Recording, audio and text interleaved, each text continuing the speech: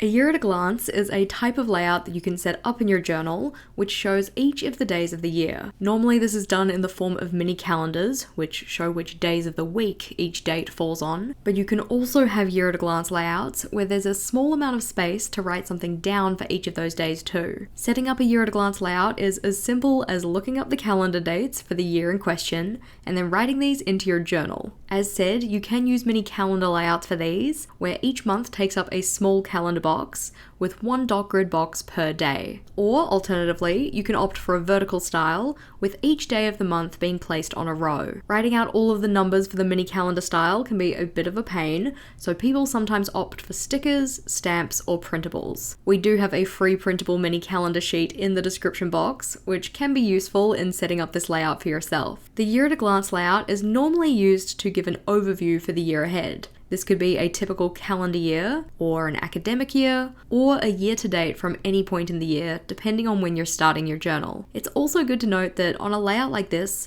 you also don't actually have to include a full year if your journal size doesn't comfortably fit that. For instance, in this traveler's journal, we have just 8 months, and this A6 only has 6. A common question is, if I have a future log already, do I actually need a year at a glance? The answer to this depends on a range of factors, but the two most important ones are form and function. In terms of form, this relates more specifically to the style of future log you're using. If the future log you've set up in your journal already has mini calendar layouts, then having a separate year at a glance may not feel super necessary. On the other hand, if your future log doesn't have these, then the visual of being able to see which day of the week each day of the year falls on can be a nice addition to your journal. When it comes to function though, this comes back to how you want to use the future log versus a year at a glance, or you can consider it as how you want to use your journal in terms of future planning. Some people opt to not have a future log in their bullet journal because they prefer to use the convenience of a digital calendar, but having a year at a glance